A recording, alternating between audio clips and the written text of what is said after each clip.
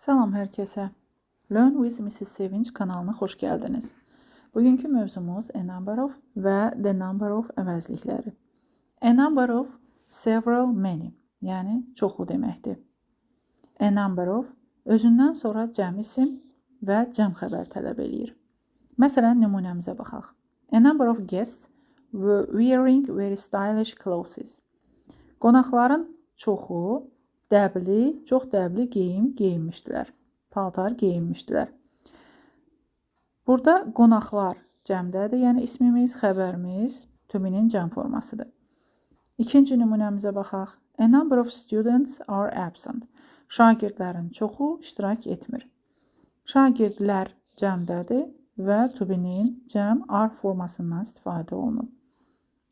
Yadımızda saxlayaq ki, a number of cəm xəbər tələb eləyir və to be-nin indiki zamanda are, keçmişdə were və have feili ilə, yəni cəm formalarla işlənir.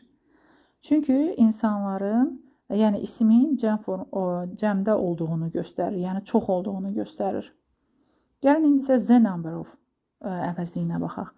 The number of miqdarı, sayı deməkdir. The number of özündən sonra cəm isim, amma tək xəbər tələb eləyir. Məsələn, nümunəmizə baxaq. The number of guests was quite small. Qonaqların sayı kifayət qədər kiçik idi, yəni az idi. Qonaqlar cəmdədir, yəni ismimiz cəmdir, lakin xəbərimiz təkdədir. İkinci nümunəyə baxaq. The number of students is increasing.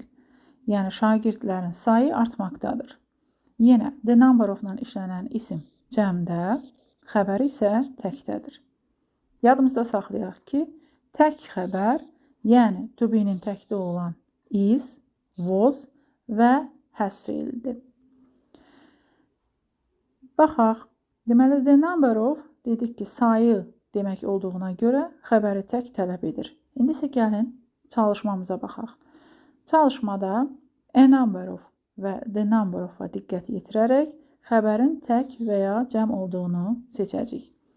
Birinci cümləmiz a number of students, a number cəm xəbər tələb elədiyinə görə are absent. The number xəbəri tək tələb elədiyinə görə the number of guests was small.